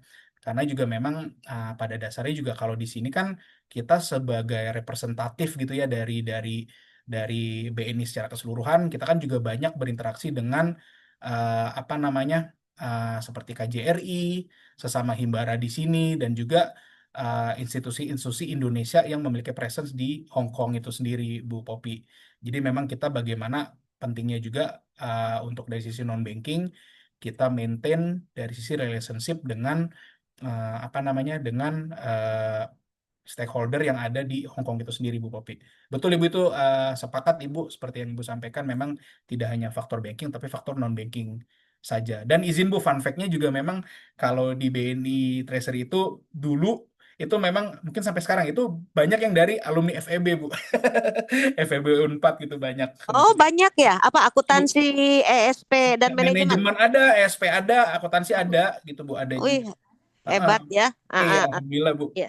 Iya, Hehehe. iya, iya. Bahasa Inggris Kak, dulu jadi persyaratan nggak TOEFL dan sebagainya untuk Ya Bu, betul. hmm, Kalau kalau di kami kebetulan waktu itu eh, eh, kami ikut yang ini Bu, namanya kalau di dalam apa BNI itu kita bilangnya namanya Global Banking Program. Nah itu kalau kita kebetulan digunakannya itu TOEIC Bu. Jadi TOEIC itu yang Hmm, istilahnya lebih ke arah Inggris tapi untuk bekerja gitu Bu ya. Mungkin kan kalau misalnya kayak bisnis ELTA ya. atau itu yang benar-benar untuk apa namanya tesnya itu yang di Sudirman itu yang dekat Semanggi itu ada tuh kayak semacam TOEIC centernya itu ya. Itu jadi waktu itu yang disyaratkan salah satunya sih si TOEIC itu sendiri Bu. Karena kan mungkin kalau kayak semacam IELTS ataupun TOEFL itu untuk sekolah gitu Bu ya. Jadi lebih apa namanya lebih lebih lebih literatur gitu Bu ya. Nah, kalau si TOEIC ini kayaknya lebih apa? Lebih ke orang buat bekerja. Makanya waktu itu pas juga lagi tes di situ kebetulan ketemu beberapa orang juga yang lagi urus visa kerja mau sumpama kerja di Jepang atau di mana itu. Makanya memang kalau kebetulan kalau di kami yang di salah satu syaratnya itu adalah si TOEIC itu sendiri Bu, izin Bu. nuhun pisan Kang Aden, hatur nuhun Aman, Bu. Teh Andini Ya, diinterupsi terus ya Mas saya. ih, aman Ibu Popi. Tapi seperti yang Ibu Popi tahu ya Bu Popi kalau Kang Ade ini kan cukup cekatan. Tuh tadi ya kalau tadi Iya, Bu Popi bilang ya. iya gercep lah ini Tugas saya kecap gitu ya. tahu sekali waktu mahasiswanya bagus. Eh, eh, dan Jadi nggak heran ternyata ya Bu kalau karirnya karirnya bagus sekarang juga. seperti ini ya Bu ya. Iya, iya. Jadi proses proses pembelajaran. Mudah-mudahan di sini juga ternyata ada yang dari BNI juga tadi ya. Siapa? Betul. Sahal, Yang alumni Sahal, Sahal ya. tuh. itu juga bagus. Mudah-mudahan bisa ngikutin karirnya Kang Ade. Amin, Mantap, sama-sama amin, Ibu. amin. Makasih Bu Popi. Nah, mungkin karena pertanyaan nih, kalau tadi kan udah tinggal satu pertanyaan dari Kang Sahal. Nah, tadi pesan-pesan juga disampaikan sama Kang Ade ya bahwa memang kita sebagai bankir tadi harus agile, harus tadi ada banking dan non bankingnya ya Kang Ade yang harus Betul, kita betul. seimbangkan gitu. Kalau kalau cuma bankingnya aja kita kuat ya, kalau non bankingnya tadi kalau di PNS disebutnya ya etikal ya, Ya, etiknya ya ya, Kang Ade ya, etiknya itu juga kita harus punya dalam dunia bekerja itu. Karena bekerja baik tanpa etik sama saja tidak ada hasilnya nggak sih? Nggak exactly, akan betul. dihargai gitu ya hasil apa yang sudah kita kerjakan. Jadi Kang Teteh sekalian, eh, kembali saya ingatkan bahwa ini salah satu program dari IKFEB Unpad, yaitu IKFEB bercerita, di mana kita mengundang alumni-alumni dari FEB Unpad untuk sharing, bercerita mengenai karir mereka, mengenai usaha mereka, mengenai pengalaman mereka setelah lulus kuliah yang bisa diambil dan dipetik oleh teman-teman sekalian, baik para mahasiswa maupun alumni lainnya. Ya mungkin Kang Ade, terima kasih banyak sudah mau Hatur meluangkan nuhun, waktunya Akang untuk Teteh, mengisi Bapak Ibu acara semua, episode kesempatannya kali senang ini gitu bisa ya. bergabung di sini setelah 20 tahun ya, bener ya, genap. Iya, benar. Kita Dan 2005 ya, sekarang 2005, 2025. 20 tahun yang lalu pertama kali Gak ospek kerasa itu. 20 tahun ya. Gila Ibu, gak terasa. 20 tahun. Udah 20 20 tahun tahun. kalau anak mah udah mahasiswa ya udah lulus skripsi. Iya Bu.